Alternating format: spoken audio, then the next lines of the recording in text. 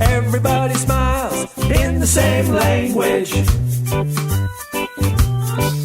A smile, let your light come shining through. Welcome to the Celebrate Happiness Roadshow podcast. I'm Sandra M., coming to you from Santa Fe, New Mexico, the land of enchantment. I interview people from all parts of the world about what happiness means to them. What are they in love with? In each episode, we'll give you a key to happiness to include in your life, and of course, we'll play a happy tune from my live Celebrate Happiness Roadshow. A smile doesn't cost you anything. Hello, Yeva. So good to see you. Hi, Sandra. I'm so happy to be here. Thank you so much for coming. And for our audience today, we're speaking with Yeva Chisholm, and she is a fabulous dancer with the Pomegranate Studios in Santa Fe, New Mexico. So now, Yeva, I wanted to ask you, because we're here to talk about our happiness stories, what makes you happy? So, obviously, because I'm a dancer, one of the things that makes me most happy is dance. I love to lose myself in the music, to move my body. It brings me, ecstatic joy. I feel so often in my head, and dance really brings me back into my body. And allows me to just feel joy and feel present in this really amazing way. So that's definitely very high on my list of what makes me happy. Besides that, just appreciating, having gratitude for all the little moments of beauty, for moments of connection, for nature. Being out in nature is huge for me. Especially lush areas. I grew up in Oregon in the Willamette Valley, and my happiest physical place, I think, is being by big trees and by rivers and lush, like mossy places, being by the ocean. So being in nature, seeing art, making art, connecting with others. And probably most importantly, it's the people that I love who bring me the most joy. And being with those I love, loving and being loved. That's fantastic. My gosh, that's a huge story that you just told me. So I've seen you dance, and I know how much joy and just ecstatic feeling. I can see it in your face when you dance. Tell us a little bit more about that. I think as a culture here in the United States, we really promote the mind and productivity and being very mental. And I think that dance is a fundamental part of the body experience, part of the human experience. And I think that it's essential. I think that moments of ecstatic joy are very healing, and dance is one of those ways in which we experience that and have experienced that since the beginning of the human race, I believe. Right. We've always danced, right? Mm-hmm. So have you always danced in your life, or was this a choice that you made? So you said dance makes you happy, so I was just wondering, is happiness a choice? Dance was definitely a choice for me. I came to dance in an unusual way. I was not a dancer, and I was very uncoordinated, like I said, very in my head naturally. But I was drawn to dance, and so as a teenager, when I was 18, I moved to Santa Fe, New Mexico, to study with a teacher here, Mira Crean, and I just devoted my life to it. Thankfully, Mira took me in, even though I had no experience. I was so uncoordinated. It was just laughably terrible. And so Mira took me in, and she just threw me into everything. she just threw me in the deep end, like a language immersion course is what she calls it. Mm-hmm. Now here I am, and dance is such a huge part of my life and has been so healing for me and so meaningful. And so that was a choice. Going back to your question, is happiness a choice? I think that's a really complex answer. I think that happiness is a state of mind and a way of being, and that we do have a lot of control over our mind and how we choose to walk through this world and our internal self. So I think that we can choose happiness and choose joy. At the same time, it's complex because, that people have mental health issues. We are living in a world with so much fear and food insecurity, economic insecurity, wars. It's scary times. And so that makes it a lot harder to pursue happiness when our basic fundamental needs aren't being met.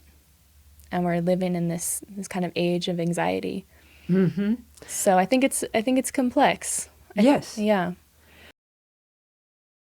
Join Sandra M. for a live performance of the Celebrate Happiness Roadshow, a toast to love and happiness in life, and an uninhibited musical adventure guaranteed to awaken your happiness vibe. Together, we celebrate with love songs and vivid and funny stories, some told by you in the audience. Sandra M. always includes amazing local musicians, storytellers, and singers. Currently performing with special musical guest Todd Lowry on June 3rd, 5 p.m. at the Travel Bug in Santa Fe, New Mexico. To book Sandra M. and the Celebrate Happiness Roadshow, call 505-310-8010 or email her sandra@sandramcknight.com. Celebrate happiness with Sandra M. Well, life is complex. We know that, right? But in my mind, I've always felt that we're born happy. I don't think we come out of the womb, so to speak, unhappy. Mm-hmm. We're innocent, we're open, we're alive. And if we can maintain as much of that as possible as we go through life, I do really think it's a choice. I don't know. I just feel happier people make happier choices in life. So if you start thinking, well, I say the Dalai Lama says, I follow him on Facebook. He's on Facebook. At 87 years old, he's on Facebook, right? And he talks about if you wake up in the morning and just smile, if you don't have someone beside you that you can smile at or with, then you can just smile at the world. And it does create a kind of uplift in your spirit right away. Yeah. So is happiness sort of a spirit understanding of life, do you think? I think it can be. Mm-hmm. Absolutely. I think it's finding gratitude is a huge part of it. And to me, that opens up the spirituality of life, and is a part of my own spirituality, is having gratitude for the miracle of life and the beauty of this world, despite all the pain and the suffering. But the beauty in nature, in creativity, in the sun, the moon, it's amazing. And right. So finding that sense of awe and that sense of gratitude, I think that's a spiritual practice. And, exactly. I agree, totally agree. Mm-hmm. I get up every morning and I, of course, am not sleeping with anybody beside me, not even the dog, which has now gone to the next world, let's put it this way. And so I just wake up and my bedroom is filled with pictures of all kinds of fabulous animals. I'm a great lover of nature and animals. So I just pick one of those pictures, usually the wolf. There's a wolf on one of my walls, and I smile at that wolf. And and then when I get into the bathroom to wash my face, I towel dry and I look in the mirror, and what do? I smile at myself in the mirror, and before you know it, I'm smiling. It's an easy thing to do, to smile. Have you ever tried just going down the road and smiling to the first 5 people you see? Yeah, I do like to smile at people. So And you get different reactions, right? Yeah. Well, so we've already covered the question I was going to ask you, which is, do you feel that happiness is a basic human right? Mm-hmm.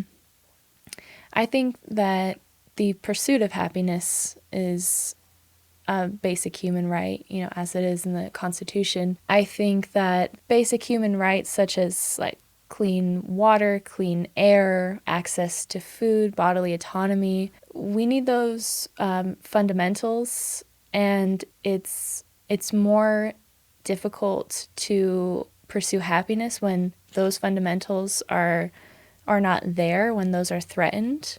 And so that makes it more difficult. I still think we have so much ability to have an internal well of joy that is unaffected by the outside world. But the fact of the matter is that we can't thrive when our very most basic human needs aren't being met. And in this world, those basic rights are so threatened. And Yes. So I think happiness is absolutely a basic human right and a right to pursue. But unfortunately, that right and so many other rights are threatened at this time in our world, across the world. Yes. I think that joy is not only a form of resilience, it's a tool that we can use to affect change and to be resilient ourselves and to move forward. And it's also, in that way, an act of resistance against this world that doesn't prioritize joy or life or beauty or love. Those vital, points of life and living are so threatened. And so joy is a practice of resistance and resilience in my mind. Sandra M. invites you and yours this October for an intimate 14-day Being in Love with Life happiness journey to Bhutan, the lost kingdom of happiness, nestled in the Himalayas just below the plateau of Tibet. Experience the magnificent beauty, magic, and mystery of this ancient culture, a country that holds a profound respect for nature and Mother Earth. The Bhutanese call this Drala, or spiritual ecology. Bhutan is a recognized leader in the Happiness Biodiversity Index for our planet, and it also calculates the gross national happiness of its people. Their idea being that material gain cannot come at the expense of their environment, culture, or the spiritual and mental well-being of their people. Happiness Bhutan Style is an adventure of a lifetime. For more details, contact Sonam Dorji at 805-320-6406 and view our itinerary at BhutanLostKingdomTours.com and click on Special Tour Packages. Celebrate happiness with Sandra M. Totally agree with you. And again, I'm going to invoke the Dalai Lama, right? Because he does say most people really want to be peaceful and to be happy.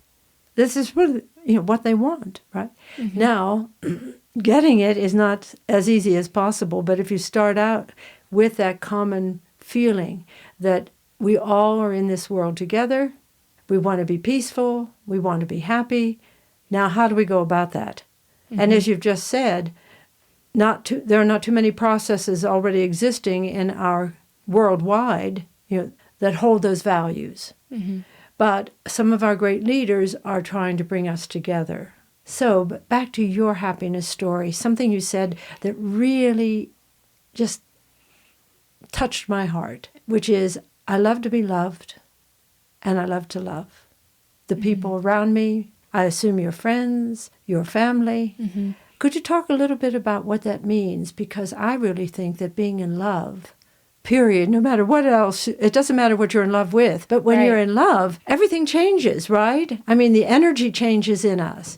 So tell me a little bit more about that.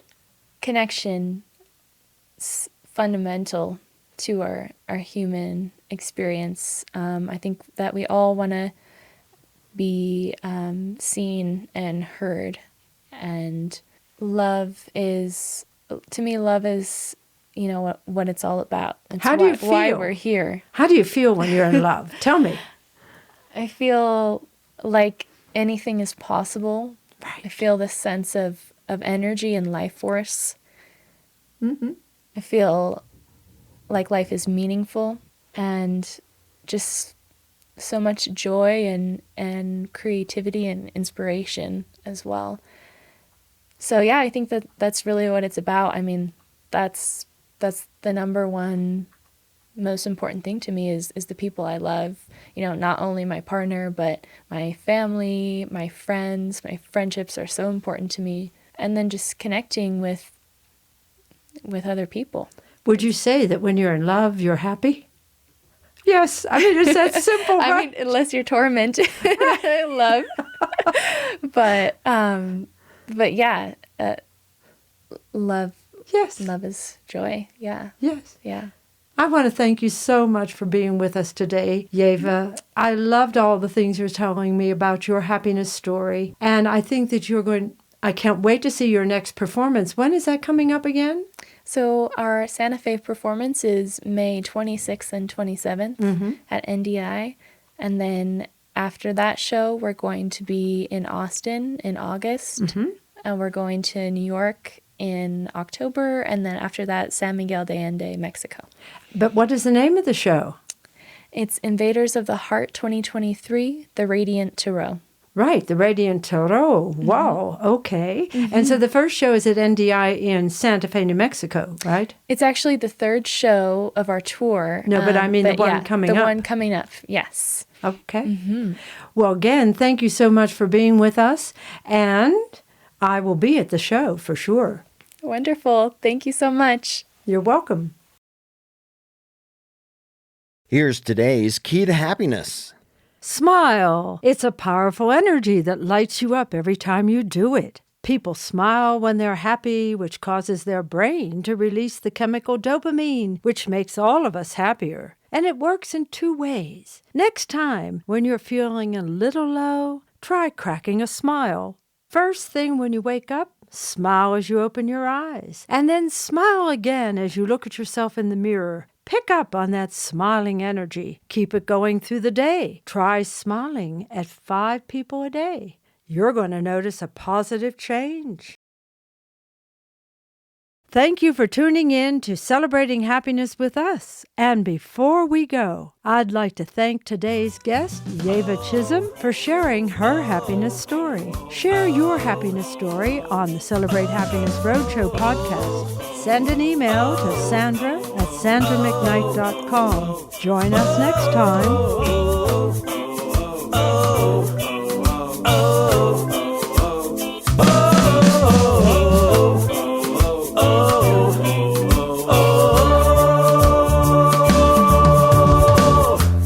Everybody smiles in the same language. A smile lets your light come shining through. The curve at the corner of your mouth sets everybody straight. Be bold, be beautiful, just be you. Be bold, be beautiful.